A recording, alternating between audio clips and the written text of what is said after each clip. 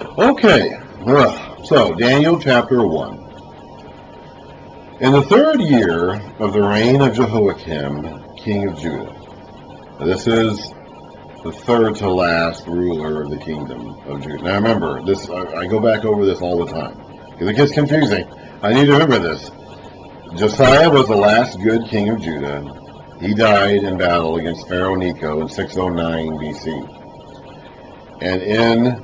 And after him, it was a straight downhill slide for Judah into captivity 23 years later in 586 BC. And there were 4 kings that reigned during that time.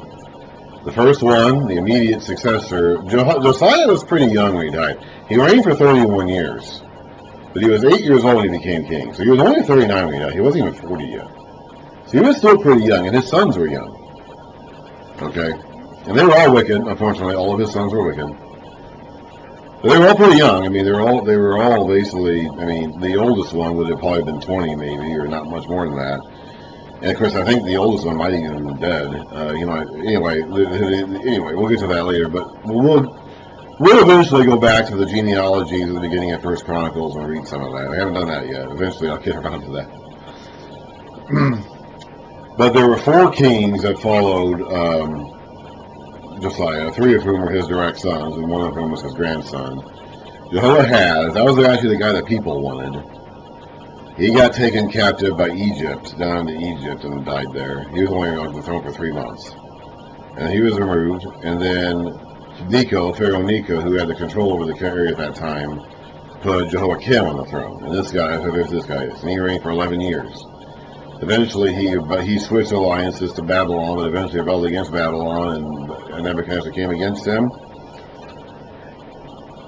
He eventually dies under somewhat mysterious circumstances and is replaced by Jehoiachin, an 18-year-old who only reigns for 3 months, and he's taken captive into Babylon and lives the rest of his life there as a prisoner. We read at the end of Kings, and at the end of Jeremiah, that he was eventually set free by the successor to Nebuchadnezzar. Well, we read about that earlier.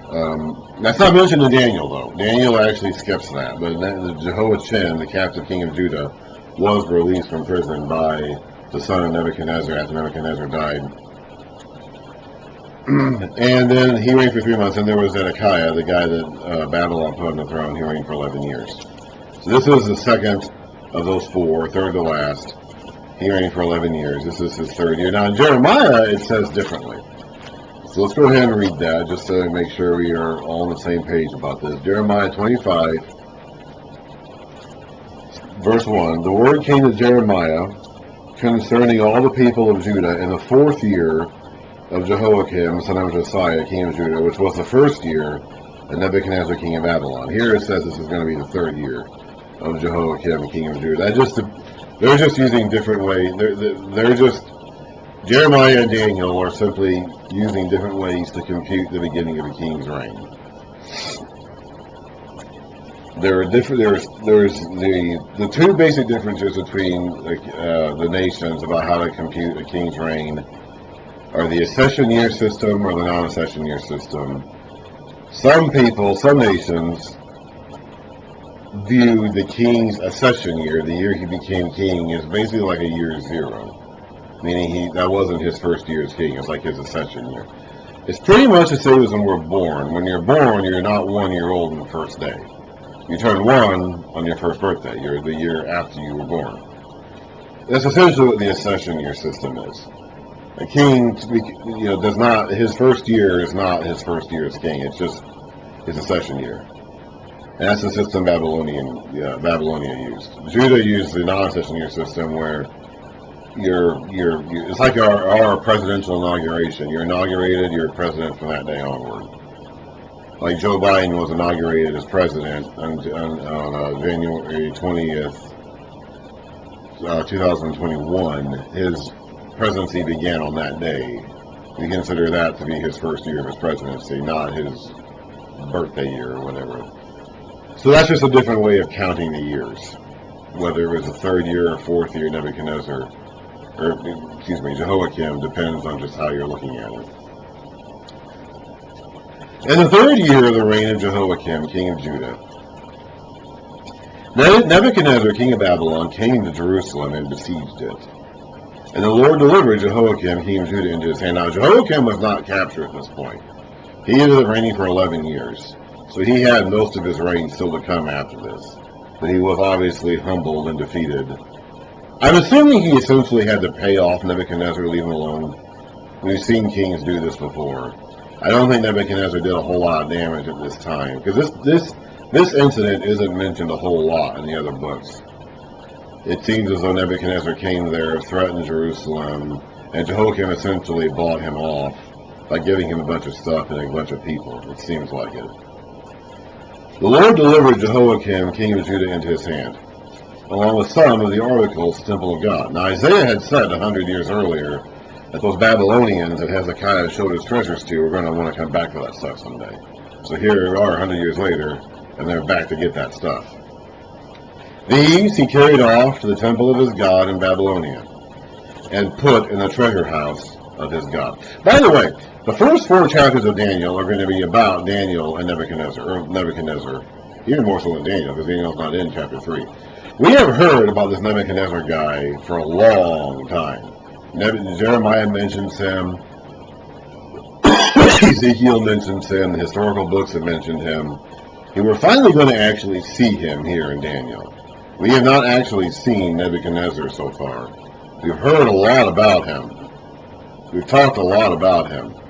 But he himself has not shown up in the pages of Scripture directly, and doesn't, except for the first 4 chapters of Daniel.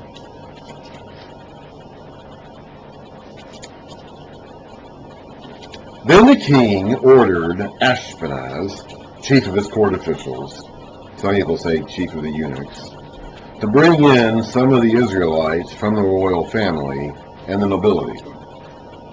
Young men without any physical defects. So Daniel would have been part of the royal family. I don't know how closely in line he would have been to be king, but he is from the tribe of Judah and from the house of David. He's from the royal family in some way or another. Young men without any physical defect. Now that's probably, okay, so some people think that Daniel became a eunuch when he was brought to Babylon, because this guy, Ashpenaz, that could also be said to have been the chief of the eunuchs. And that's a possibility. The text itself doesn't actually say that. So to assume that is to introduce a thought the text does not itself introduce. And I used to think that, and Daniel never mentions a wife or kids, and he doesn't. So, yeah. I used to think that, I don't think so anymore, because part of the criteria for selecting these men, these boys, really these would have been teenagers most likely, is that they were physically good looking. They were not, they were not defective. Being a eunuch would have made you defective. In fact, it would have prevented you, at least in the Jewish law, from participating in any religious festivals or being in a temple. And that's probably true for other nations as well. So it's like if they were without any physical defect to begin with, and they were going to be entered into the king's privileged service, I think it's unlikely they would have been given a physical defect by being euthanized or castrated. I think it's unlikely, because part of the criteria was that they were not physically defective, and to make them eunuchs would be to make them physically defective. So that would seem to go against the whole point of getting young men who were not physically defective. So I changed my thinking. I used to think he probably was being a eunuch, but now I tend to think he probably was not. The text doesn't say that he was. So it's like, if we're going to say that he was, we're going to be saying something the text doesn't say. So, which, that's not always wrong, because there's a lot that the Bible doesn't say. We get a lot of information, and a lot of information about this time period, in fact. When we get to Daniel 5, for example, about the night that Babylon fell, there's a lot we know about that night the Bible doesn't say. So, and that's the information that we have to deal with at that time. So, that's not really wrong to do that, because the Bible doesn't say a lot. There's a lot it doesn't say. But it doesn't say that he was made a eunuch, so we'd have to get that information from somewhere else if we really wanted to believe that. And to believe that would seem to go against the entire purpose of this recruitment effort. So I tend to think he was not made a eunuch, although the possibility does exist. Servants like this were made eunuchs when they were expected to deal with the king's wives. Okay? I don't get any indication that Daniel had any dealing with the king's wives. Like, it doesn't appear as though that was his job at all, or his function. So, if he's not going to be hanging out with the king's wives, he doesn't need to be made to a eunuch. So it's like, I don't think he was made to a eunuch. You know, I just think that there's those three arguments against it. The text doesn't say it. It actually seems to indicate precisely against that, because being without physical defect was part of the criteria in the first place. And Daniel wasn't, as far as I can tell, assigned to deal with the king's wives, which is the reason why you would make him a eunuch if that's what his job is going to be. But it doesn't appear as though that was a job, so I don't think there's any reason to necessarily believe that, although I suppose the possibility does exist and we should acknowledge it. Young man without any physical defect, handsome, showing aptitude for every kind of learning, so not just good looking, but smart. Now, good looking was the most important part. That was the first in the list. So that was apparently their first criteria. You had to look the part. First and foremost, you had to look the part. But after that, you had to be smart, too. They didn't just want a dumb jock. They wanted someone who was both handsome and smart. Handsome, without showing aptitude for every kind of learning, well-informed, quick to understand, and qualified to serve in the king's palace. He was to teach them the language and the literature of the Babylonians, or the Chaldeans, as we see in our footnote down there. The king assigned them a daily amount of food and wine from the king's table. They were to be trained for 3 years, and after that they were to enter the king's service. This was basically like their high school education. For all intents and purposes, these are teenagers going through high school. Their version of high school. Among these were some from Judah: Daniel, Hananiah, Mishael, and Azariah. The chief official gave them new names. These names would have all been related to God in some way. My Bible right here, unfortunately, doesn't have the meaning of the names in the footnotes. Some Bibles do. I've read them before. I don't know them off the top of my head. But basically, all 4 of these names in Hebrew relate to God, the Hebrew God, in some way. And all 4 of these names in the Babylonian language relate to the Babylonian gods in some way. The chief official gave them new names. To Daniel, the name Belteshazzar. To Hananiah, Shadrach. To Mishael, Meshach. And to Azariah, Abednego. But Daniel resolved not to defile himself with the royal food and wine. And he asked the chief official for permission not to defile himself this way. So what was his problem? Well, it doesn't actually say, but there were a couple of issues that could have been in play here. First of all, some of this food could have been unclean for him to eat. He could have been, for example, asked to eat pork. We all know that they weren't allowed to eat pork. You can go back to Leviticus and read all the food laws and read all the things they weren't supposed to eat, which is quite a list of things. So it's very, very possible, in fact I think it's almost certain, that on this list of daily provisions they were given, there would have been items there that were on the unclean list. The other thing is that, especially when it comes to the wine, is that this food and the wine probably had been offered to idols. And that would have been a problem for Daniel as well.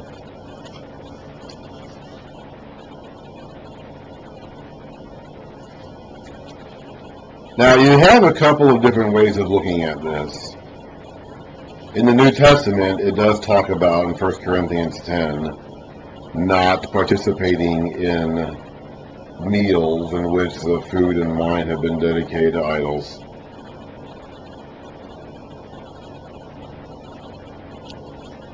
He says the sacrifices of pagans are offered to demons, not to God, and I do not want you to be participants of demons.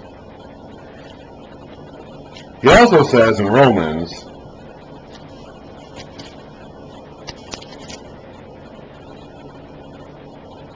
that in the end, let's see here, which was actually written after Corinthians, by the way. But in Romans 14, he talks about a similar thing when he says that one man's conscience allows him to eat anything and one man's conscience does not. Now, that is applicable to the New Testament era when we're no longer under the Old Testament food laws. And it really ultimately is a matter of conscience. In Daniel's era, it's not a matter of that because they were under the Old Testament food laws. So God was going, if Daniel was going to be faithful to his God, he had to continue following those food laws because those were still in effect at this time. In the New Testament case, that's no longer true. Jesus himself declared all foods clean. Peter was given the graphic example of dining with the Gentiles as baptizing the Gentiles as a sign that everything God made was clean. And Paul ultimately says that in the end it's a matter of conscience. If your conscience does not permit you to eat food dedicated to idols, then don't eat it. If your conscience does permit you to eat food dedicated to idols because you know those idols don't really exist and it's food that God provided for you, then you can eat it, but be careful not to harm your brother's conscience. But that does not apply. So that is true for us today. That does not apply to Daniel because Daniel was an Old Testament figure living under Old Testament food laws. So to eat food or drink wine that had been, first of all, to eat unclean food, period, which I'm sure some of these provisions would have been in that category of unclean foods. And secondly, to eat food or drink wine that had been offered to idols, that would have been a clear violation of Daniel's food laws, which he was still under at that time. It wouldn't have just been a matter of conscience for him. It was a matter of conscience for him. I mean, it was.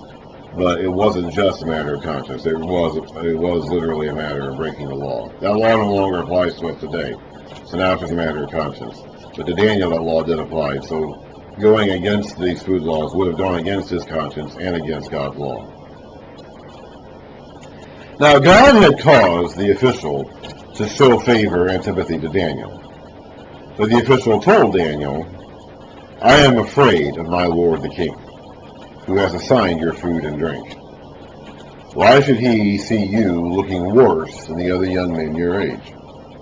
The king would then have my head," because, Nebuchadnezzar didn't have a problem with taking people's heads. Okay? We've gotten indications about that from him in the other books you've read about him, and we'll see it again later in this one. If Nebuchadnezzar wanted to put someone to death, he put that person to death. He didn't have a problem with it. He did not sleep fitfully at night after he put someone to death. It did not bother him. So if this guy, this official, if he ends up being in charge of a group of young men who are noticeably worse off than the other young men who are entering training, he'd be in trouble with the king. And this is not a king you want to get in trouble with.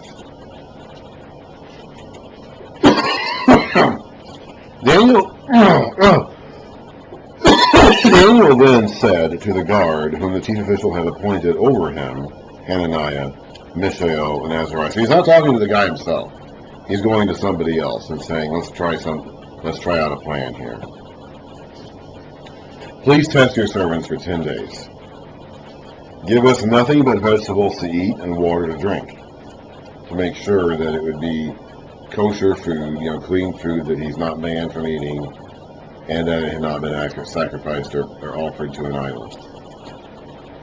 Then compare our appearance with that of the young men who eat the royal food, and treat your servants in accordance with what you see. So he agreed to this and tested them for 10 days.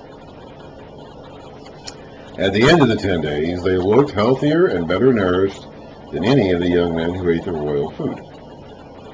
So the guard took away their choice food and the wine they were to drink, and gave them vegetables instead. This is not advocating a pro-vegetables or vegetarian or vegan diet. It's just saying that in this case, Daniel's plan to eat vegetables and water only in order to avoid defiling himself with food and drink that was either against God's food laws or had been offered to idols, it worked. His plan worked. To these 4 young men, God gave knowledge and understanding of all kinds of literature and learning. And Daniel could understand the visions and dreams of all kinds. Now, we'll see him do this later. In chapter 2, we'll see him do this. In chapter 4, we'll see him do this. In chapter 5, we'll see him do this. I don't know when he first started doing this. I don't know if he developed a reputation for this amongst his circle of friends, even before Daniel chapter 2, or if this is being written into the text afterwards to say that he did this. I don't know. Something else to consider is that Nebuchadnezzar may not have been king officially at the beginning of this book in verse 1, because that was the same year he became king. I mentioned that earlier about the accession year system. Well, Nebuchadnezzar's father died this same year that we talked about in chapter 1, verse 1, and read about in Jeremiah 25, verse 1. And so Nebuchadnezzar had to go back to Babylon to become king in his place. And he may not have been king yet at this point in time, but he's called king because, as far as Daniel's perspective is concerned, he was king. That's just something you have to understand. And we do that a lot of times in our writing today. When we're writing, if we're writing in the present, okay, if Daniel was writing about this sometime later in his life, about these things that happened earlier, it's like some of it he's going to mention about things, he's going to introduce some of that later knowledge into the earlier accounts, and we do that today too. At the end of the time set by the king to bring them in, so 3 years, the chief official presented them to Nebuchadnezzar. This is essentially their high school graduation. You could think of it as basically their equivalent to the high school graduation. So now we're finally seeing Nebuchadnezzar face to face. One of our characters has finally actually met Nebuchadnezzar. Daniel stands in the presence of Nebuchadnezzar. The king talked with them, and he found none equal to Daniel, Hananiah, Mishael, and Azariah, so they entered the king's service. I don't know how many there were total. Apparently these four were the only ones who stuck to their guns about following God's laws and keeping their consciences clean before God. Apparently the others didn't. But I don't know how many there were total. In every matter of wisdom and understanding about which the king questioned them, he found them 10 times better than all the magicians and enchanters in the whole kingdom. And Daniel remained there until the first year of King Cyrus. That's significant in a couple of ways. First of all, it's acknowledging that Daniel knows that the Babylonian Empire was eventually replaced by Cyrus's Persian Empire. Of course, by the time that Daniel was writing this down, that's already happened. So we know that Daniel chapter 1 was written after Cyrus took control. But he's not saying that he only lasted till then. And that's one of the things that we get bent out of shape over. But the point being made here is that in the end, Daniel outlasted Babylon. He outlasted Nebuchadnezzar. He outlasted Nebuchadnezzar's successors. He even outlasted the entire kingdom. I don't know if the other three did. Okay, we'll see them in chapter 3. It appears as though they died before Daniel did at some point. I don't know exactly, but they don't seem to have made it all the way to the Persian Empire like Daniel did. Of course, Daniel was in his 80s by that point in time, and they may have died earlier. But we know that Daniel outlasted Babylon. The forces that took the temple, that took off that took the jewels and the vessels that were used in temple service, eventually would destroy the city itself and the temple. Daniel outlasted them, and that's the point being made there. We know from later in the book of Daniel that he's going to make it at least until the 3rd year of Cyrus. That says the 1st year, but we know eventually that he ends up making it at least until year 3. So he'll outlast Babylon. He is there when Babylon falls. He's in the city. He's in the house. In fact, he says it's going to happen. When Babylon, he saw it coming. He got visions of it ahead of time, showing it coming. And he was there when it happened.